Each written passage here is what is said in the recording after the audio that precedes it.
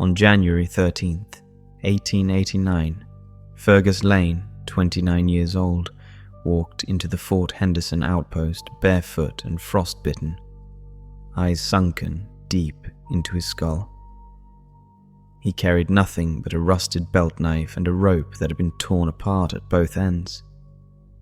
The men who found him said he was whispering to himself about snow that didn't make sound and meat that had no shadow.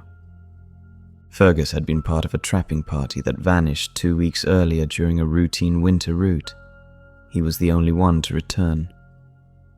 When they brought him inside, he drank water until he choked and didn't speak a full sentence for the better part of a day. Eventually, he told the captain and the doctor what happened out there. This is what he told them. I was the third man in a 5-man crew sent to run trap lines near a stretch of pine forest along the Pelly River. The others were Mitch, older than the rest and quiet as a log, 2 brothers from Edmonton named Curtis and Joe, and Tom Bell, a red-faced boy who talked too much. It was my second winter in the Yukon. I thought I had gotten used to the cold. That first week went smooth enough. Game was light, but the weather held.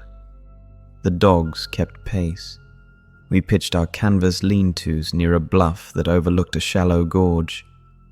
The spruce cracked at night, and snow sifted off the branches like dust. You start to think that kind of silence is peace, but now I know better. We went 3 days without a kill, and the dogs grew slow. Tom started to get quiet.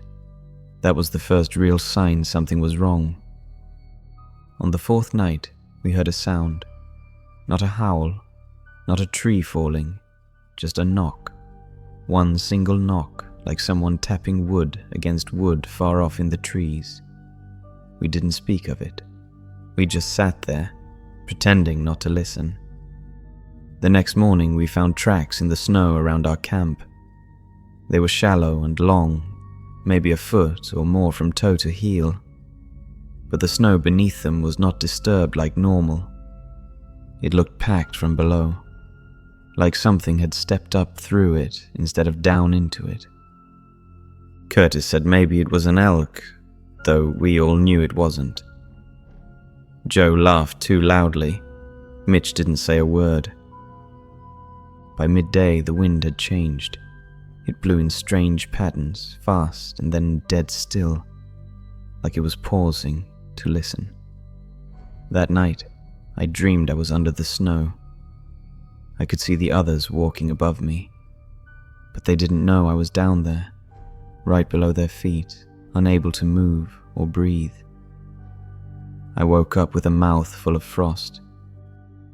The quiet had been building for days, just little shifts in how the forest felt. But after we found the cave, it changed. It deepened. We weren't looking for shelter. We were following a sick dog that had wandered. It led us to a rock wall half buried under a drift. Behind it was a narrow opening. The air that came out of that crack was warm and wet, like breath. The brothers wanted to turn back. Mitch said we should check it out. Inside, the cave opened wide. The stone looked worn smooth, but not from water. The floor sloped down and curved like a spine, and along the walls there were these things. At first I thought they were mushrooms, pale, soft and rounded, but they pulsed faintly, and the closer we got, the more I could smell them. It smelled like something pickled in brine and left too long. But not bad, not rotten, familiar somehow. Tom touched one. It gave in under his fingers like skin. He broke off a piece and stared at it for a while. Then he ate it, desperate for food. I remember the way his face changed. He didn't smile exactly. He just closed his eyes and took a breath like he'd finally remembered something he had forgotten he needed. We argued about whether we should eat it. I told Tom he was an idiot for just eating it without knowing what it was. It got heated. But then Mitch ate some, then Curtis. After seeing Tom, Mitch and Curtis seemingly fine after eating it. Joe also took a bite. They all looked very calm after. I was the only one so far who hadn't eaten it. The hunger was worse than anything I had felt before. Real hunger burns behind your eyes. Your skin itches. Your spit turns sour. You start to dream about food without knowing it. I thought, if I don't eat anything, I will die out here. So I did. The taste was cold and metallic, but not unpleasant. It was soft and dense like liver, but it didn't bleed.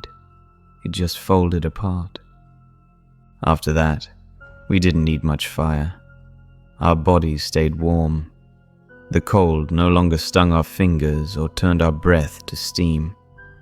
And the hunger left us. That should have been good. But then the silence turned into something else. Not just from us, the woods changed. No birds, no branches cracking, no wind. The snow didn't make a sound under our boots anymore. It felt like walking across cotton. We started sleeping deeper. Hours passed without dreams, and then too many dreams came all at once. I would wake up drenched in sweat, certain I had seen something enormous watching me from the edge of sleep, waiting for me to come closer. Curtis stopped talking. He just stared into the fire. Tom started smiling at nothing, even when nobody was speaking.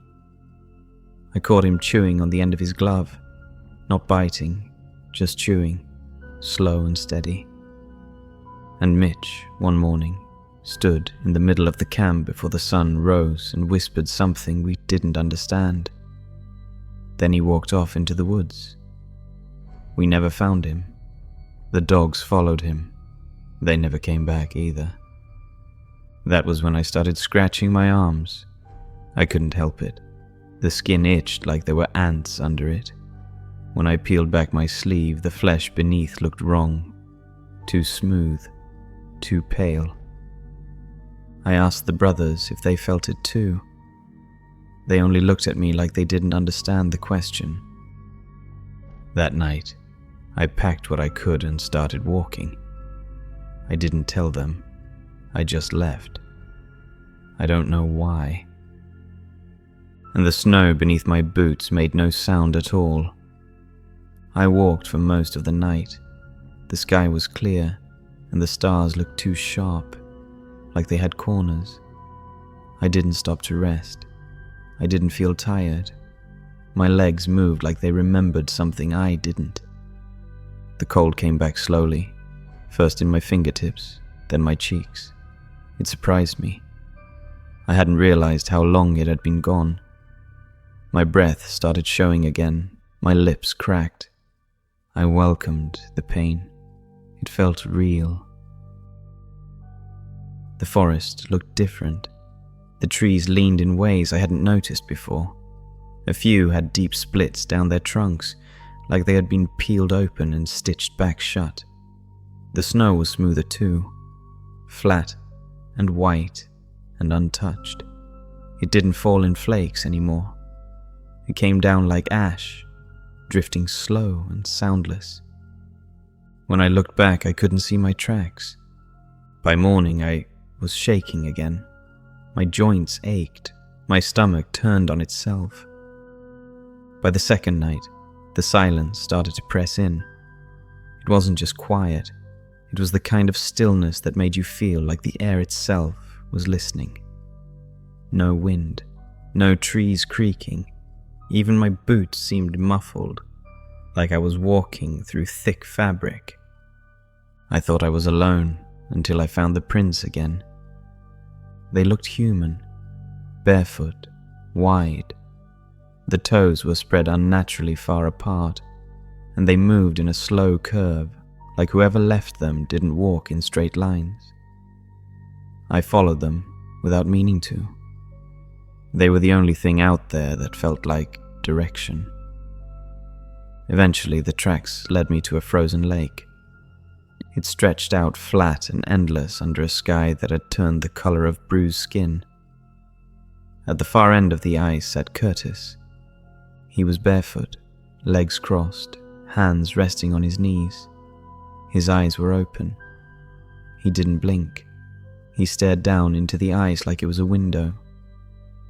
I called to him. He didn't move.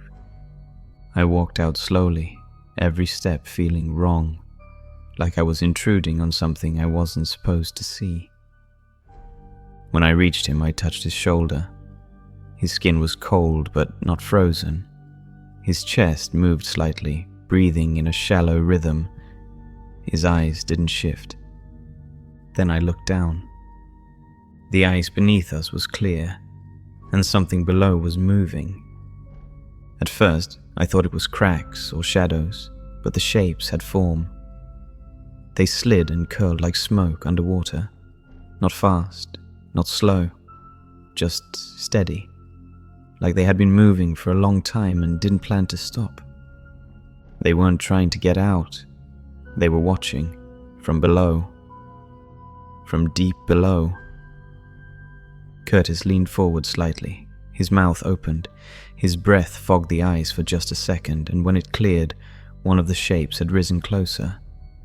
I stepped back. The sound of my foot on the ice echoed too loud. It was the first sound I had heard in hours, and it felt wrong, like a shout in a church. Curtis blinked once, slowly. Then his lips moved. I could see his lips crack and a small trickle of blood ran down his chin.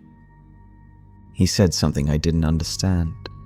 Not a language, not gibberish either, just sound, rhythmic, like a pulse spoken aloud.